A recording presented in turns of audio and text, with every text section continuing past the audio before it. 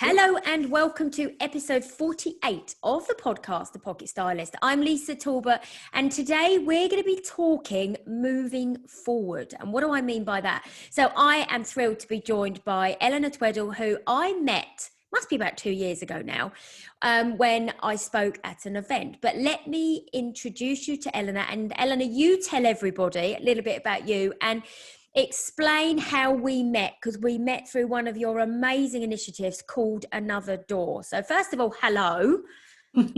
Hello, yes. I can't believe it's 2 years ago. I can't either. It's unbelievable, isn't it? But yeah, go on, tell everybody about you. Yes, we did that thing where you randomly meet online and then you actually start believing you've met this person in real life and you know them really well. So we've done that. But yes, so 2 years ago, lockdown was occurring before us. It was when we first all got put down in lockdown, and a couple of my contracts had finished. Things started to feel a bit different. I had this little side project called Another Door, which was me essentially blogging about, well, what do you do when you lose your job? What do you do if you want something different? But I didn't really know, what I was doing with it. And I just thought, well, what if I put on an online festival? We're all sort of sitting now in the house wondering what to do with ourselves. Do an online festival and just get all these amazing speakers who are now equally like me, just sitting going, well, now what do I do? Let's just gather them and let's see what happens. And so I just kind of did it like in 2 weeks. It was called the Space in Between Festival, because essentially that's what Another Door is. It's when one door closes, and another door opens. That bloody cliche that people throw at you at annoying times. But, it's got a gift in there. It's got a message in there. And it's about the space in between. Like, what do you do in that moment? There was, in the end, about 35 speakers or something like that. It was a huge event. You did it over a few days though too, didn't you? That's it, yeah, 5 days. You were one of the speakers and there was people talking about all sorts. I loved it. Like, there was a poetry workshop, there was a mindset, there was you name it. Like, yours with, how to feel good. So yeah, we just threw it all together and see what happens. So that's how we met. And Another Door kind of grew in 2020 into a business, into this space where people could come and go through this experience of, but where do I start? Because I think that's the first part that you almost get stuck on. I just don't know where to start. So I'll keep the door closed, probably easiest. So that's what we're all about now.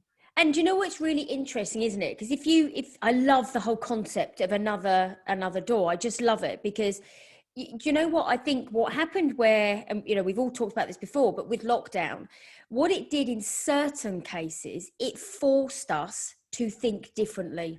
And you know what, it made us go, from my business side of view, my journey, I'm a face-to-face business. I had to flip everything online, but we still had to keep the face-to-face. So it was like, how do we do it?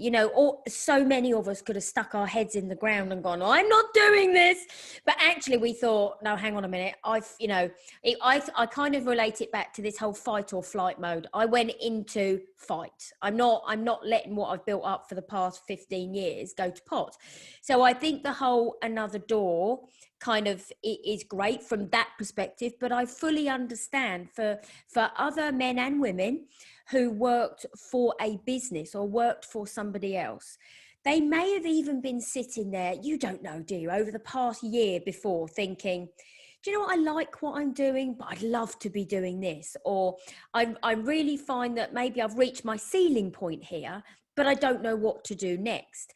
And actually what happened with, we're all great, aren't we? Sometimes we all carry on doing what we've always done because we've always done it. And, when there's a financial element in it, we keep doing it, because if we don't do it, then maybe our mortgage can't get paid or our food bills or our rent or whatever. But actually what lockdown did for some people, it almost gave them a bit of the freedom that they'd always wanted. And all right, yes, it definitely was a shock maybe to start with, but it goes back to that Another Door. Because suddenly when, some businesses made redundancies, or they put people on furlough, or they, had to restructure for their own benefit. some of those employees, you know, were let go of, but it did ignite something, didn't it, in some of those people, which went, my God, now I can actually investigate what I've always wanted to do. Did you see that?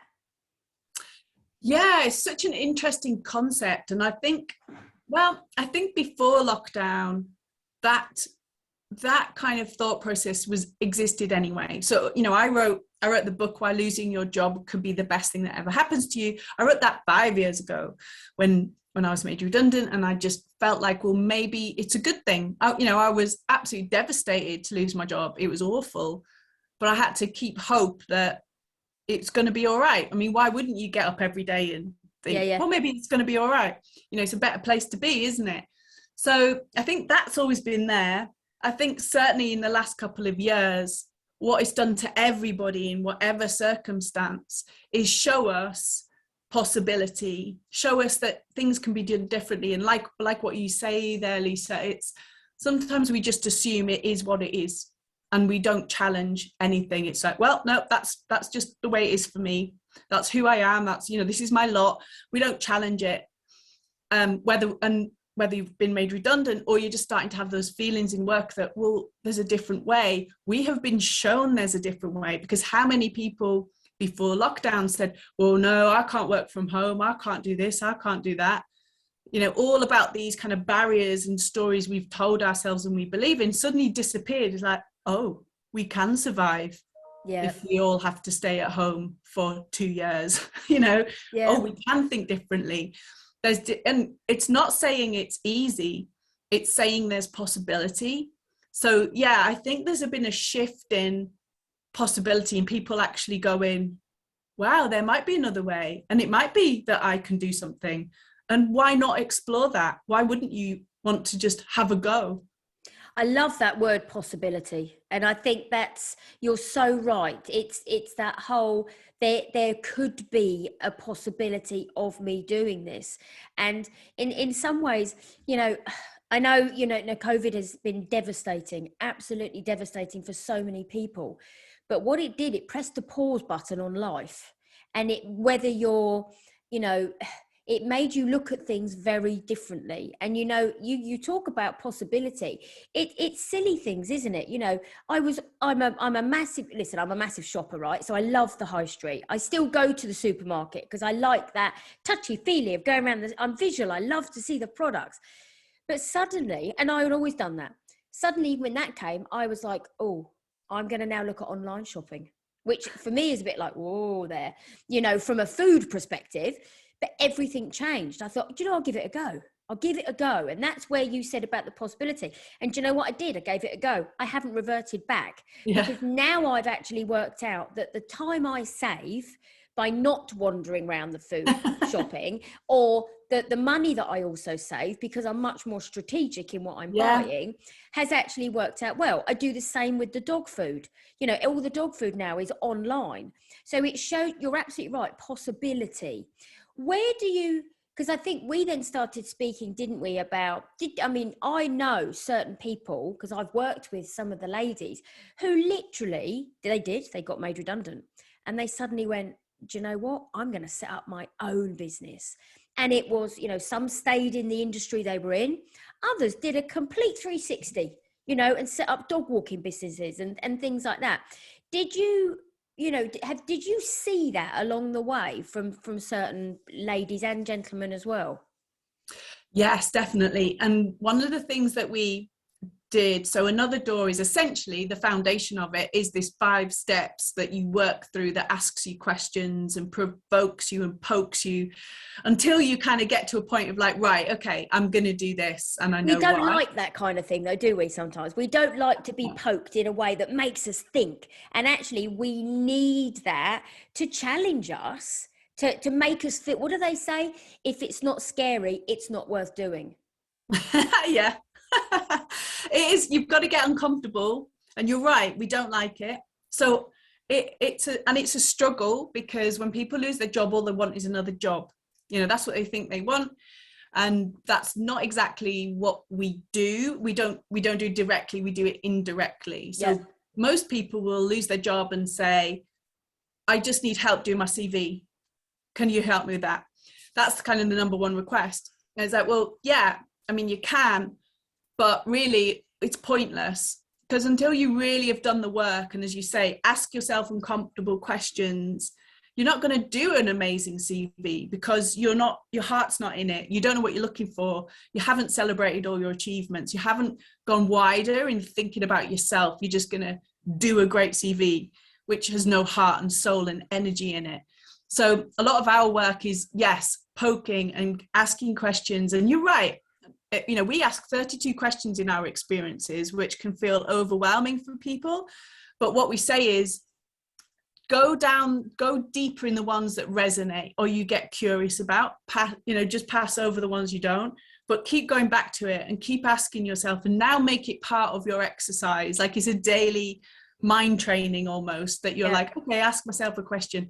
And that's kind of what we do. And what we saw was more people, because at the beginning when we did this 5 years ago, it was really hard to get people to even understand this. They were like, what? No, I just want my CV. That's it. That was all I wanted. But I've seen people more open to this questioning, exploring. And what we do is we help people to say, right, bottom line is you've got 3 choices. So you described there, people who want to set up their business or do whatever. We say, well, we still want you to upgrade. So I don't want you just to get another job. I want you to upgrade in some way. But you got 3: stick, twist, or bust. So you can stick to what you're doing, celebrate your expertise, but upgrade it in some way, like go and work for the company you've always wanted to, or relocate to somewhere you wanted to, or get your flexible hours in, or get promotion, whatever it is you want to. You'll have identified that through this process that you go through of asking questions. But yeah, stick, that's fine, but try and upgrade. Twist is your expertise, but you twist it in a different way. You might teach it, coach it, you might go in-house, you might go agency, whatever. You're just doing it in a different way, but you're still in comfort zone with your expertise. And then bust, you are a great example of this, Lisa. You busted it out. You threw the cards up in the air, and you went, do you know what? I'm going to do something completely different, and I'm going to learn new skills, and I'm going to put myself in really stretch zone, but I know why.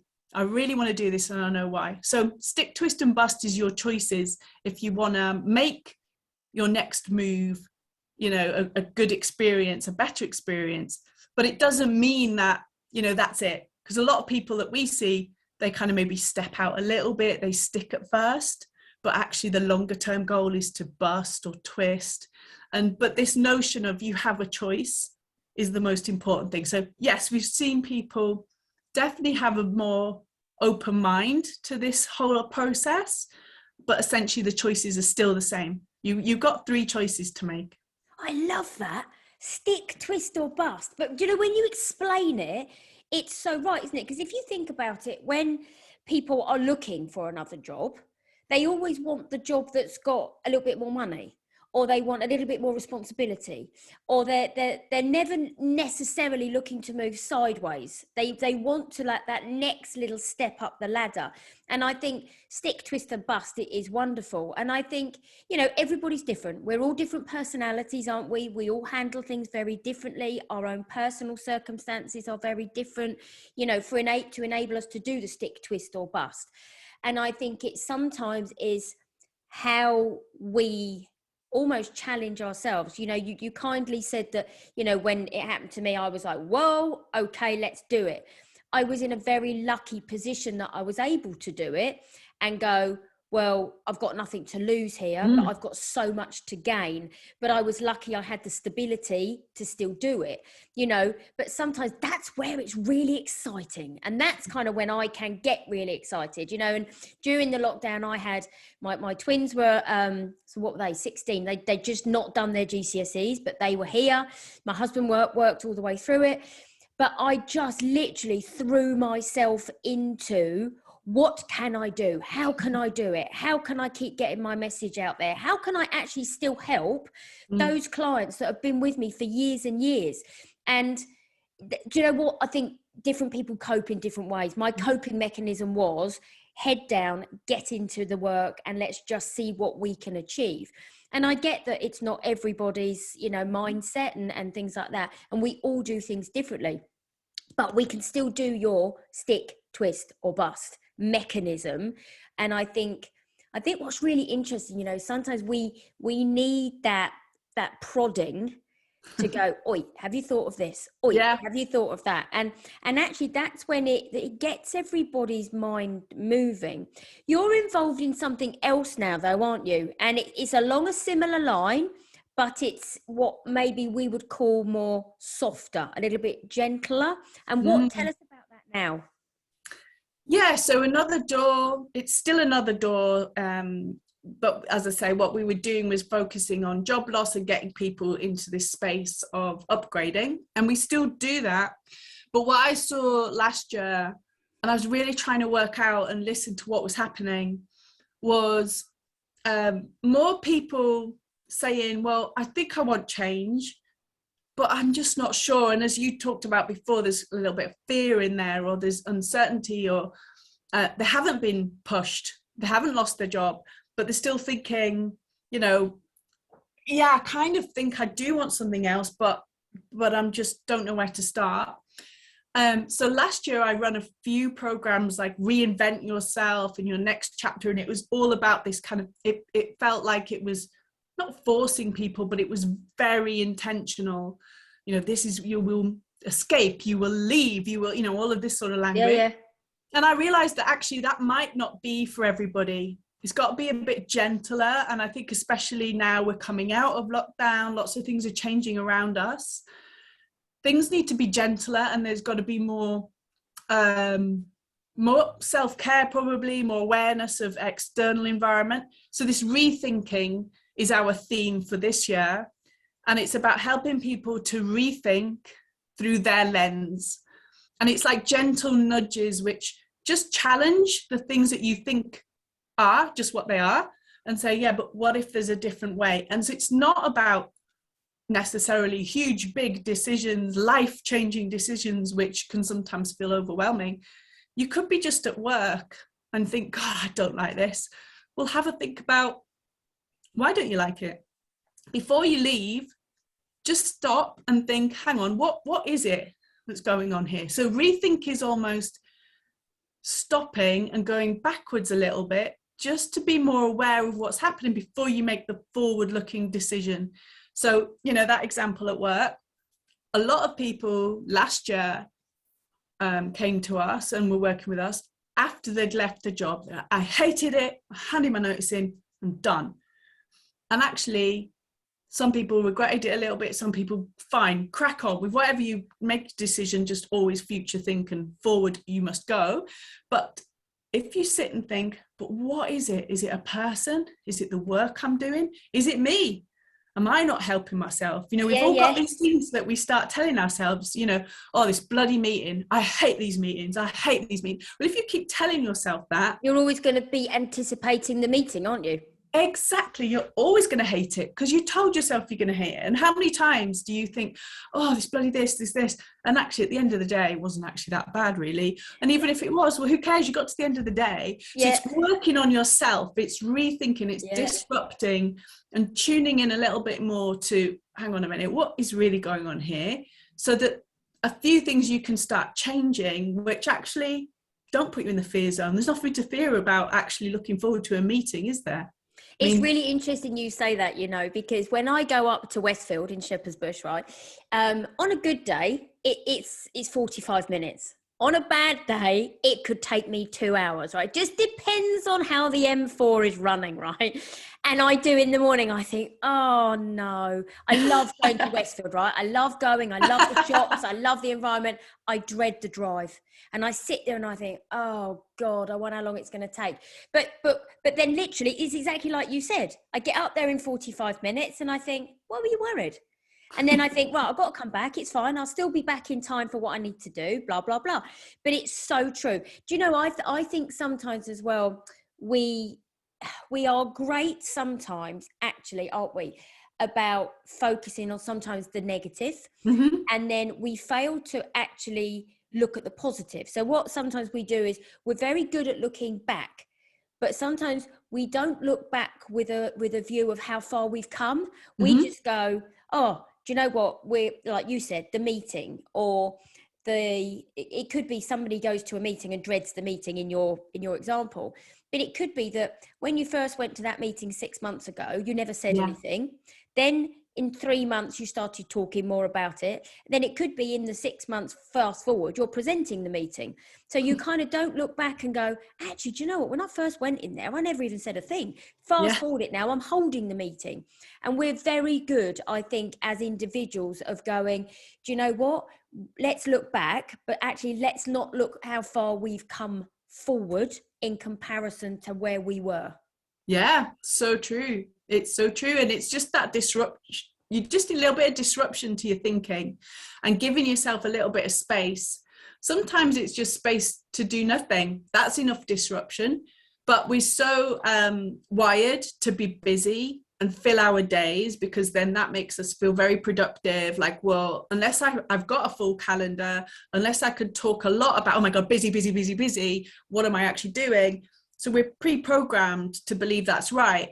But if we create space just to do that thinking, it's a disruption. And suddenly we can kind of go, is like what you said, you can either look back and go, hang on a minute, where have I got to? Well, wow, look at everything I'm at. And again, it's not big achievements. We sometimes look for huge achievements, and it's not about trophy winning. It's about small things that you think, well, yeah, I got through that. I thought I couldn't, and I did that. Yes, I've achieved X, Y, Z. That's amazing.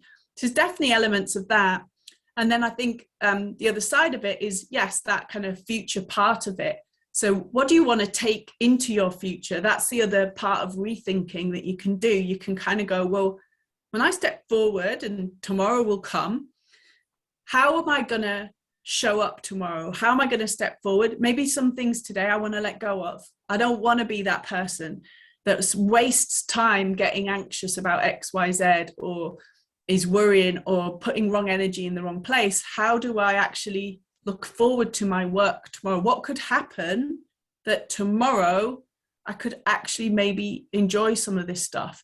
And sometimes it's internally, sometimes it's an external thing, but just asking yourself that sometimes can be very powerful. Yeah, and I think it's an interesting concept at the moment, isn't it, about this rethinking or thinking a little bit more, because from my perspective, I'm seeing a lot of ladies, because that's my, the majority of my clients, but they're now going back to an office, and it's really interesting. There's another kind of, oh, I'm going back into the office, I don't know what to wear, because 2 years, or for the majority of, the past couple of years or whatever, I've been drip feeding into the office, or I've not been in the office. So, from my point of view and the clothing point of view, you can have a little bit now of a rethink. And clients are saying to me, but Lisa, what do I wear going back to the office? Because I don't actually like now what I've got in my wardrobe that I used to wear. Yeah. But sometimes now, from a rethinking point of view, it's about looking in that wardrobe and going, right, okay, I used to wear this with this, that with that, and this with this. Now we're saying, actually have a rethink about how you could wear that now, because also the environment in an office has changed. It's changed from a dress code point of view. You tend to find a lot of businesses have relaxed how they want some of their employees to dress in a way, because actually they really just want to get them back into that office environment and feel comfortable and safe. And it's really interesting how so many women that I'm seeing, it's not the worry about going back into an office, it's going back in and going, what do I wear? So it's that whole rethinking, isn't it? From what I know, it's about the clothes. It's about, what can I wear going back into the office? So even changing how they think about that will help them moving forward, isn't it? Oh God, yeah. And it's crazy. I mean, it's such a good example of a small thing you could perhaps apply a little bit of effort into, which makes a huge difference. Because how many times, I mean, forget lockdown and going back into the office, how many times just in general in life, how much time have we wasted worrying about what to wear? Like every single day I went into an office for 20 years, at least half an hour of the morning would be like, oh, I can't wear this, I can't wear that, oh God, that looks awful, oh, blah, blah, blah. What a waste of time. Whereas do a little bit of work on, all right, a couple of things that I know suit me. Maybe I've worked with someone like Lisa and, they've done that work for me. I can throw something on. That's the beauty of it. You've suddenly created space for better thinking. You're not wasting it on, oh, I don't know what to wear. Oh, this doesn't suit me. Oh God, this is too short. What a waste of time. And it's people like, we read up about, there's male examples, but there's female ones out there as well. But people like Barack Obama and Steve Jobs are all quoted as they just used to have very plain, simple wardrobes that they never thought about. They didn't waste any time thinking about it. They probably hadn't done that. Someone else has done that thinking for them, but they just reached out, grabbed something, put it on. And uniform is that, isn't it? It's not wasting time. And you're saying that's so funny, because it's so many ladies say, well, I'm really fine with work, right? Because I know what I'm wearing. I'm wearing this. And I say, you do realize you've actually created yourself a work uniform. Because then what happens is, which is great, because if you think about a school child, right? They have no problem really getting dressed in the morning, do they? They get up, they get dressed. Well, that's debatable. Well, yeah. And I think now it's really interesting because my twins are 17, right? So they're in sixth form, last year of their A-level year. And yeah, when they had uniform, very easy, right? Because I've got one of each, so boy and a girl. So Tom, still really easy. He wears a suit, really easy. Maisie, different kettle of fish, because she has to now get dressed without a uniform. And she is the one, that you're going, are you ready yet? Well, I'm just going to change this skirt because I don't like it. But it's really interesting. And it's when you create that uniform, it becomes easy. You don't have to think about it. Yeah. It's when then from ladies, from my point of view, say, but Lisa, I don't know what to do on a weekend. Or I don't know what to wear if I'm going on holiday, because suddenly that safety blanket of the uniform goes. Yeah. And then actually, if you think about it, ladies have to then think, what on earth am I going to do? Which is why so many people revert to on a weekend, a pair of jeans. Pair of jeans and a top, pair of jeans and this, pair of jeans, and because suddenly the uniform then creates around a pair of jeans. And it's so interesting. But I think it's we all need to do it, don't we? We need to press that pause button and free up the space in our head. And even going back to, obviously the past couple of years, people walk their dogs more in an open space. Today I actually walked my dog. I didn't have any music on. I just had peace. And you know what? It does give you time to think, but it also frees the mind. Otherwise, if you've got music in, or sometimes I listen to podcasts, it's constant in my ears and I still don't get to press the pause button. So it's so interesting. What have you got coming up what have you got planned for this year? Because I know you're a great one who's probably got this plethora of stuff that you're about to roll out for everybody that's going to help people. What have you got coming up this year? Yeah, that's another problem. I have too many ideas, and my work is like, no, get one idea and really go for it. But I always have a couple of ideas, some that I like to play with and see what happens, and others I'm a bit more intentional of. And the other thing I'm going to say as well, just for people listening, is I don't think, if you've just done like Lisa talked about, you started a job and you started your business and you're embracing that. It's not a linear line there either. It's always, good old squiggly. It's the loop the loop, because I started my business 6 years ago and I've had brilliant years and I've had awful years. And portfolio to me has been my savior, because I do consultancy work, I do interim work to bring in, so I dial things up and down. So for me this year, it's really tuning in on what I need. And I sort of say to everyone, really think about what you need as foundational stones, because I'm doing some work at the moment and it's pretty straightforward. It's not challenging my brain. It's not big strategic stuff that I might always do in my consultancy. It's exactly what I need right now to create space so for this new give an thing. example, Eleanor, of what you need, because I'm sitting there thinking, okay, what do you mean? Explain to everybody when you say what do you need? Is that a financial? Is it a motivational? What do you see that as?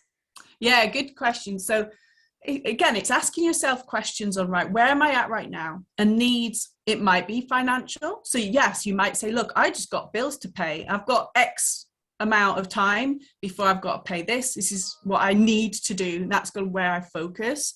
And this is where, I mean, some of my clients, just for a moment, they just went and be delivery drivers because right now they just needed something to get money in and they didn't want to make big decisions. That was their need. But it could also be things like you just need actually headspace. So for me, I didn't want to take on some of my consultancy work in the change space. So say if I work with a business, I might be running big transformational programs through change and comms. And that takes up a lot of space. I completely invest in it. I connect with my client. It could go on for months. So that takes up a huge capacity of time when I do it. And I didn't want that, because I wanted to create this new thing in another door. So the work I'm doing at the moment is actually quite low key, it's gentle, it's just kind of doing, it's not using my capacity to think, because I don't need that right now. I need just a bit of money coming in that gives me space to do thinking. And that's what I mean. It's just challenge yourself on what you're needing and then work towards that. And it's not always obvious. You know, this stuff is really hard because sometimes your ego gets in the way. Like sometimes you're like, oh my God, I'm this big, huge strategic director player. What am I doing this for? And it's like, yeah, you're doing it because you need space to think. Yeah. So it's challenge that, because what happened is last year I did, bits of these contracts and it created this space, and I've created this new thing for another door, which is all about rethinking. But I wanted to do really good work in that. I wanted time to test some stuff, and that means it's free. So I've got loads of people testing, so there's no money coming in while you're testing something for free.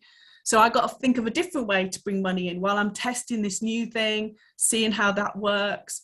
But yes, at some point this year, we'll be launching Rethinkers, which is a space. It's a program, but I don't want to program it this time. I don't want people to be following like a steps. It's more this space of where we provoke ideas, we provoke your thinking, and it's a bit of an experiment. So yes, that's what's coming up in another door. But I just wanted to share that piece on, being aware of what do you need right now? And sometimes it is space to think. So, okay, how do I get that to create new stuff? Because you're right, I create stuff every day, and some of it pays and you can get an instant financial gain. Other stuff, I know I've got to do 6 months worth of testing, and it might be free, and I might have to build my audience in the background for it. And bloody hell, it's so much work to get to that point.